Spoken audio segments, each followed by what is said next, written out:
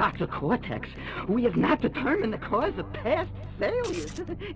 Moron! This Bandicoot will be my general, and he will lead my Cortex Commandos to world domination. This time I shall reign triumphant. We are closer than ever before. Quickly, into the vortex! But Dr. Cortex, the vortex is not ready. We have no idea what it could do.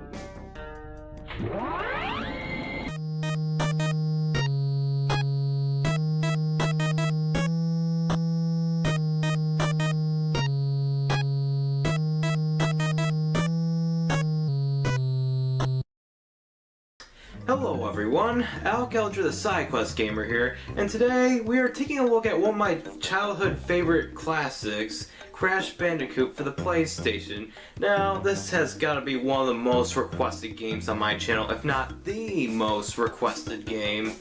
And I've put off this review long enough, so without further ado, let's roll the footage and take a look at Crash Bandicoot. Crash Bandicoot is probably one of the most fondly remembered PlayStation 1 game trilogies. Either that or Spyro. At least back when it was a Sony exclusive, and I've gotten so many requests for not only this game, but its two even more beloved sequels, and for some reason I just kept putting it off and off. In fact, I was originally going to review this game last November, but then I put it off for spring of 2014, which I didn't do, so then I moved it to summer of 2014, which I didn't do, because every time I wanted to review this game, it's either I didn't feel like it or was invested in a video game marathon, and in the summer I was invested in the request month, yet I didn't review the requests I got for Crash Bandicoot. It's not that I didn't like the game, no, quite the opposite. I loved this game as a kid. When I was a kid, I had a PS2, which you all know is backwards compatible with PlayStation 1 games. So my dad went over to my aunt's and talked about the new PS2 he got, since adults would often discuss what they got their kids for Christmas after the holidays, and this was like January. And my cousin gave my dad a bunch of PS1 games he didn't play anymore, which my dad brought home to me and my sister. And of the 5 PS1 games he brought home, Crash Bandicoot was the one that caught my eye. I remember seeing that orange marsupial on commercials for like Crash Twinsanity, and that cartoony sense of humor did appeal to me, but at the time all I had was a Nintendo 64. So, when I saw Crash Bandicoot, I popped it in my PS2, played it for hours, wrote down passwords since we needed a PS1 memory card, which we didn't have at the time, so we were forced to use passwords instead of the save system.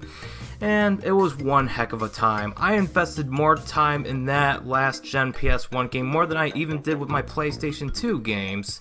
So I harbor a bit of love for this game in my memories, but because I didn't play it for years, I was afraid to go back to it, because it might have not been as good as I remember, and that would have tarnished those memories. And the reason why I thought it wouldn't be as good as I remember is because it does have some dated elements that may hinder my experience now. But it's about time I go back to it and face my fears, and well, we'll get to that verdict when the time comes. Crash Bandicoot was developed by Naughty Dog. You know, the people who would later bring you classics like Jak and Daxter and Uncharted. Well, Crash Bandicoot is the game that put them on the map. Before that, they published such notable classics such as Rings of Power for the Sega Genesis, and Way of the Warrior for the Panasonic 3DO. Yeah. However, Naughty Dog's founders Andy Gavin and Jason Rubin noticed that the latest trend in arcade gaming, on how racing games, fighting games, and even shooting games, they were making transitions into 3D.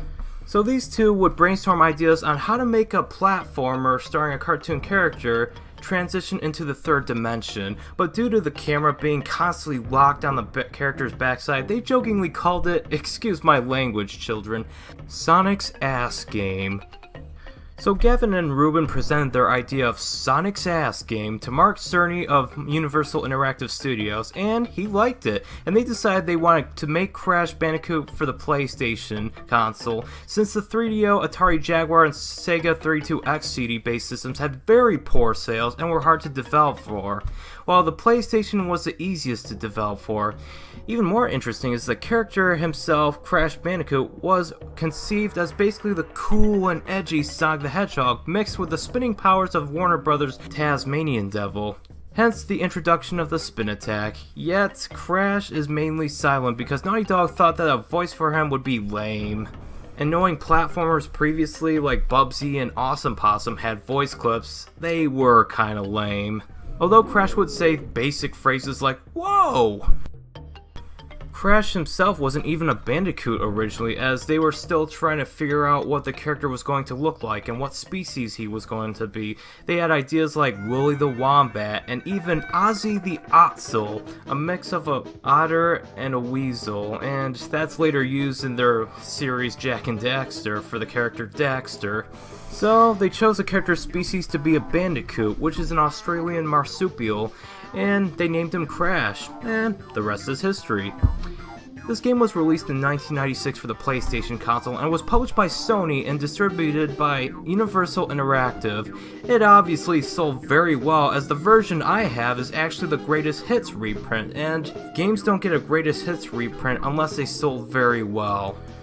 So Crash Bandicoot, as previously explained, is a 3D platformer, but this one is different than your typical Super Mario 64 style collectathon. No, this is the total opposite of that. This is a straight out point A to point B 3D platformer, perfectly translated from 2D to 3D. Crash Bandicoot defied the collectathon platformer genre with a debatably equally fun experience to that of Super Mario 64. Yet, despite defying the collectathon platformer genre in the 5th generation with their Crash Bandicoot trilogy, I don't know why they went to the collectathon genre for the first installment of Jak and Daxter. I mean, don't get me wrong, it's still a good game in its own right, but it kind of felt like a step backwards. I mean, the only innovation that game offered was an open world with no load times. That's it. But we'll get to that when the time comes, as I do plan on reviewing the Jak and Daxter trilogy this summer. The story, shown in an intro cutscene if you wait 15 seconds at the start menu, shows the castle of the nefarious Dr. Neo Cortex. Get it? Brain anatomy joke. Anyways, the camera pans into the castle as Dr. Cortex discusses with his assistant, Dr. Nitris Brio, about using his invention, the Cortex Vortex, also known as the Evolvo Ray, on their marsupial test subject, the Bandicoot, in hopes of him becoming a general for their mutant army. However, after being mutated, Crash escapes the castle jumping out the window, but now Neo Cortex will use the Evolvo Ray on Crash's girlfriend Tawna, whom Crash has to rescue. But Crash is washed up 2 islands away on Insanity Beach. So rescue the devoid of personality over sexualized damsel in distress, and so on and so forth. Whatever gets this game started. There's a total of 32 levels in Crash Bandicoot, however, 2 of them are completely optional. The other 30 are mandatory for finishing the game, and in those 30 levels you go through very aesthetically pleasing levels. Some levels are corridor-like to display the 3D rendering capabilities of the PlayStation, but other levels are 3D side-scrolling levels, which may sound confusing, but basically you can walk anywhere in these levels, but the level and camera are fixed to give the illusion of side-scrolling level design. And most of these levels are really fun to traverse through, although there is a few exceptions, like those bridge levels for example. Due to Crash's shadow not being too large, it sometimes feels like landing on a piece of bridge is a leap of faith. Like you have to develop muscle memory of how long to hold the up and X button for precise jumping, which can be really frustrating on your first playthrough, and even frustrating for a revisit playthrough. Luckily that's just for 2 levels, but the jumping frustration can also apply to the tower climbing levels like Slippery Climb and its follow-up level. And those boulder chase levels where Crash Bandicoot is being chased by a giant boulder a la Indiana Jones and the Raiders of the Lost Ark. These are a nice touch, but if you screw up just once, you'll get crushed eventually, and this would include running into a fence you didn't see coming because the camera is fixed in front of you, which is just really annoying. But that's also for 2 levels, so that's not much of a gripe. But most of the levels are really fun. Challenging, but fun. There are occasionally instances where the camera would lag too far behind when transitioning from side-scrolling to forward-scrolling. Most notably the Temple Ruins levels. But my favorite levels are probably the river levels or the jungle levels because they really do show off what the PlayStation can do in terms of 3D gaming as well as graphical power. That's also something I'd like to mention. The boss battles. They're very basic, to say the least. My favorite ones are the fight with Nitrous Brio and the final battle with Neo Cortex. Ripperoo, it's kind of interesting, but you can figure out his pattern easily as he jumps in the same spots. Papu Papu is a very weak boss. All you have to do is jump on his head 3 times and that's it. And Koala Kong is probably my least favorite boss in the game. All he does is throw rocks at you while TNT boxes fall from the sky. I do like Pinstripe, but his pattern is also really easy to figure out. And I have to say, I really applaud the graphics of this game. For 1996 standards, it's probably the best looking game of that particular year. Yeah, sorry, Super Mario 64. And despite the character models looking noticeably pixelated by today's standards, I think they have stood the test of time really well. I also really like the soundtrack of this game. While not as well composed as its 2 sequel soundtracks or even Crash Team Racing's soundtrack, and nowhere near as immersive as the Donkey Kong Country Trilogy soundtrack, I do like the cartoonish themed Crash Bandicoot soundtrack went for, and it does complement its cartoonish universe very well. My favorite tracks in the game might either be the Boulder Chase levels or the Warthog riding levels. Kudos to Josh Marcel for his amazing work with composing the music. But now I must address the elephant in the room, the controls. Many retrospective reviewers have addressed the mandatory use of the D-pad on the controller, meaning that the joystick is not compatible with this game. Now, this was before the DualShock and analog controllers were introduced later in the PlayStation market. I honestly didn't mind using the D-pad. In fact, when the joystick was an option in its sequel, I always used the D-pad instead. It wasn't until Crash 3 where I used the joystick for the motorcycle, biplane, and jet ski levels, but for the rest of that game I would use the D-pad. So call me crazy, but I am one of the few who prefers the D-pad, as the level design seems to be more built around the D-pad controls rather than a joystick. There's also the save system, which has been a main subject of criticism, and I do agree with the criticism. You have the option of saving your game or using a password, but you're only presented with the opportunity to save only if you beat one of Tawna's bonus rooms or beat a level breaking all the boxes and not dying, which is really hard to accomplish for levels like Slippery Climb. And you can forget about it if you haven't acquired some of the game's colored crystals, which are used to access parts of the levels that do have some boxes that need to be broken. So if you get a game over, even if you beat the few levels that don't have the 3 Tawna tokens needed to access our bonus room, you would have to start back at the last save point, and honestly this frustrated me on my first playthrough, and I can see that frustrating others. So this game, while graphically appealing, is kind of dated, but I think you'll still find some fun out of it. However, the 2 sequels are so much better, and I recommend starting out with the second one and then the third one, and then play the first one, as the first one is the hardest of the trilogy.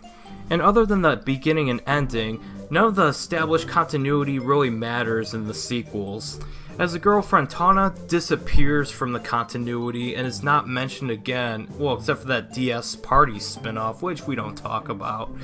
So I would give this game an 83 out of 100. It's still a pretty good game in its own right, and with it only being like a few dollars on the PlayStation Network, you won't lose any sleep over it. But if you would rather have a hard copy for the PlayStation, it's only like $10 to $12 used on eBay.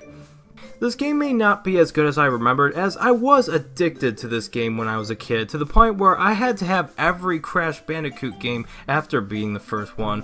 But I still had fun with it, and I don't regret revisiting it, although I would say if you're going to play this game, finish it, but don't bother completing it, as the ending is kind of funny, but not get 100% on every level funny. And I've only completed this game like twice.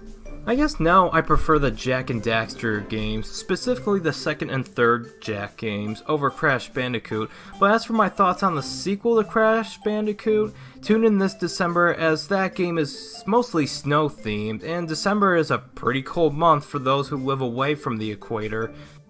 So that's Crash Bandicoot. It's a very fun experience for the price it's going for nowadays. What are your thoughts on the Crash Bandicoot games? Have you played them before? Do you disagree with this review? Please answer in the comment section below. Thank you so much for watching, and remember to stay awesome.